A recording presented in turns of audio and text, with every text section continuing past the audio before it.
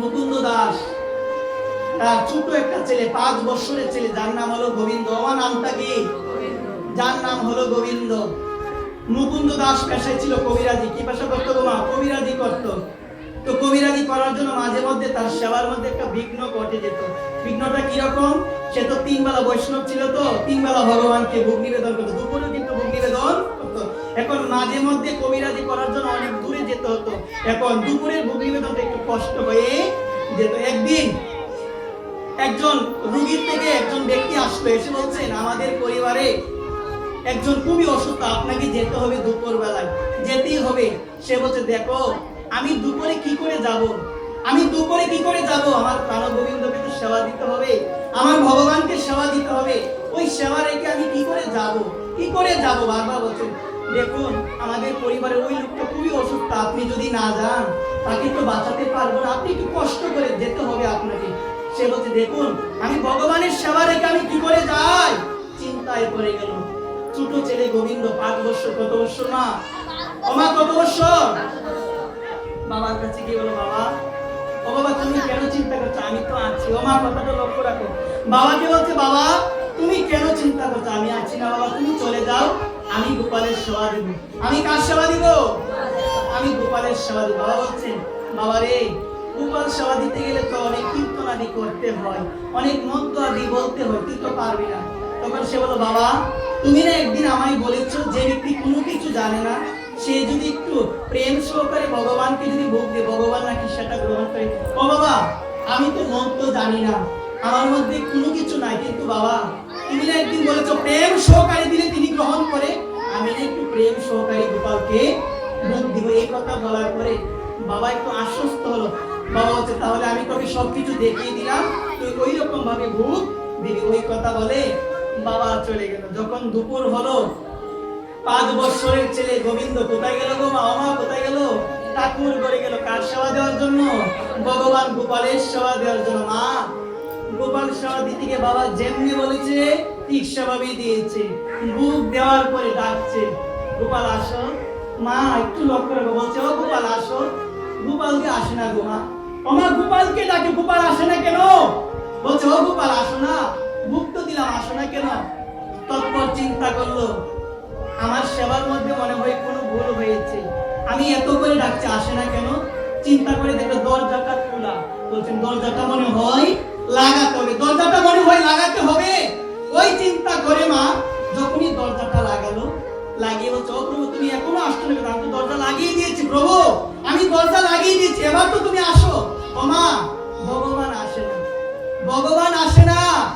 বাচ্চারা যখন খাবার খেতে অনীহা প্রকাশ করে দেখবেন মা বাবা হাতের মধ্যে লাঠি নেই, ওই লাঠির বয়ে কিন্তু না খেতে চাইলেও বাচ্চা কিন্তু একবার প্রেম সে বলো। আজকে ভক্ত ভগবানের কি চমৎকার লীলা মা, ভক্ত ভগবানের কি অপূর্ব লীলা, কি মাধুরীময় লীলা। আজকে ভক্ত ভগবানকে বলছে ও ভগবান তুমি আসো না কেন, তুমি আসো না কেন? ভগবান আসে না। বাচ্চারা না খেলে যেমন বাবা মা লাঠি নেই, আজকে আজকে ওই গোবিন্দ 5 বছরের ছেলে হাতের মধ্যে লাঠি নিল, লাঠি নিয়ে বলছে এখন যদি না আসো তোমাকে মেরে আমি খাওয়াবো, তোমাকে মেরে আমি খাওয়াবো। মা ভগবানকে লাঠির ভয় দেখায়, ভগবানকে কিসের ভয় দেখায়? ভগবান কোনো কিছু ভয় পায়? ভগবান তো ভয় পায় না, কিন্তু ভক্তির ওই রকম মনোভাব, ভক্তের ওই রকম প্রেম, ভক্তের ওই রকম ভাব, ওই রকম বিশ্বাস দেখে আমার ভগবান প্রকটিত হয়ে বলছেন দাও তোমার ভোগ আমায়। মা ভগবান দাও আমার ভোগ, দাও দাও তোমার ভোগ আমায় দাও। দিল, সেবা করছি। সেবা করার পরে যখন শেষ প্রান্তে তখন ওই ভগবানের হাতটা ধরেছে গোবিন্দ। গোবিন্দ ধরে বলছে প্রভু তুমি যে সব সেবা করে নিয়েছো, এখন আমি আমার বাবাকে কি দিব, আমি বা কি গ্রহণ করব? যতটুকু তোমার হাতের মধ্যে আছে ততটুকু আমায় দিয়ে দাও, ততটুকু আমায় কি করো দিয়ে দাও। তখন ভগবান দিল। ভগবান দেওয়ার পরে ওই গোবিন্দ সেবা করলো। সেবা করার পর কথা তো শেষ না, ভগবান আবার বিলীন হয়ে গিয়েছে ওই বিগ্রহের মধ্যে।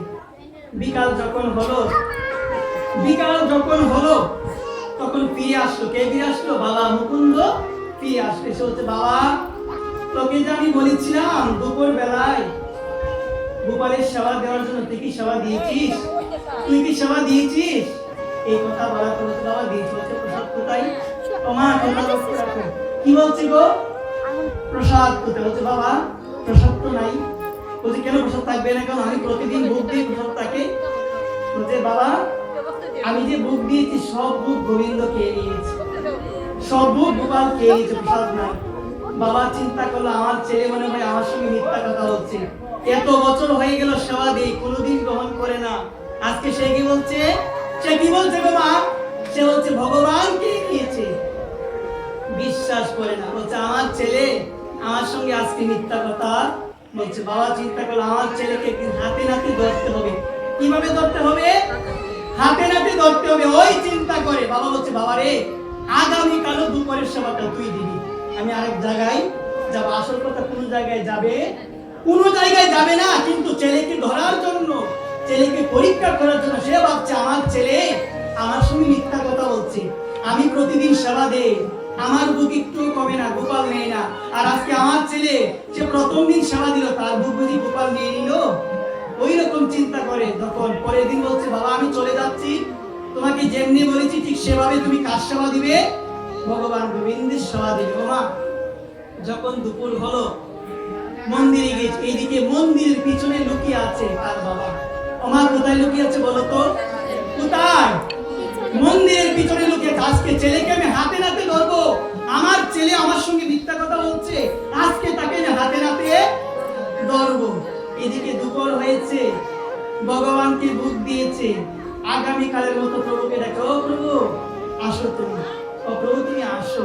যখন বারবার বলছে প্রভু আসলো, আসার পরে যখনই সেবা করবে প্রভু, যখনই সেবা করবে তখন সে বলছে, গোবিন্দ বলছে প্রভু গো তোমাকে কালকেও ভোগ দিয়েছিলাম, কিন্তু তুমি একটু ভোগ আমার বাবার জন্য তুমি রাখো না, কিন্তু আমার বাবা আমাকে অবিশ্বাস করছে, আমাকে বিশ্বাস করছে না যে আমার বাবা ভাবছে আমি মনে হয় বাবার সঙ্গে মিথ্যা কথা বলছি। এইদিকে এই যে কথোপকথন ভগবান এবং ভক্তের, কার গো মা? ভগবান এবং ভক্তের মাঝখানে যে কথা হচ্ছে, ওই মন্দিরের পিছনে লুকিয়েছিল বাবা। বাবা চিন্তা করলো আমার ছেলে একলা মন্দিরের মধ্যে গিয়েছে প্রভুকে ভোগ দেওয়ার জন্য, কার সঙ্গে কথা বলে, কার সঙ্গে কথা বলে? ওই চিন্তা করে বাবা দৌড়ে গিয়ে যখনই মন্দিরের মধ্যে প্রবেশ করেছে, ভগবান বিগ্রহের মধ্যে বিলীন হয়ে গিয়েছে, কিন্তু ভগবানের মুখের মধ্যে একটু প্রসাদ লেগে আছে, একবার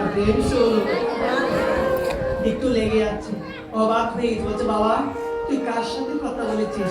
বলছে বাবা তুমি না বলেছো যাকে আমি ভোগ দিব তার সঙ্গে আমি কথা বলেছি। মা ভগবানের দিকে তাকাচ্ছে, তাকিয়ে দেখতে পাচ্ছে ভগবান তাড়াতাড়ি করে খেতে গিয়ে, তাড়াতাড়ি করে প্রসাদটা নিতে গিয়ে মা ভগবানের মুখের মধ্যে আজকে প্রসাদ লেগে আছে। ওই দৃশ্য দেখার পরে আজকে ছেলেকে আলিঙ্গন করে বলছে বাবা তোর সমস্যা। মা কেঁদে কেঁদে বলছে মা নয়ন দুলিতে ভজনের মূল। ও মা আমরা তো কাঁদতে পারি না, কাঁদি কার জন্য জানো মা? সংসারের জন্য কাঁদি। ও মা কার জন্য কাঁদি? আমরা সংসারের জন্য কাঁদি। ও মা ভগবান দুইটা নয়ন দিয়েছেন, একটু কাঁদো না আমার ভগবানের নাম করে। ও মা একটু কাঁদো না, একটু যদি কাঁদতে পারো আমার ভগবানের জন্য, ওই ভগবান কিন্তু শেষের দিনে তোমাকে আত্মসাৎ করে নিবে একবার। কিন্তু মা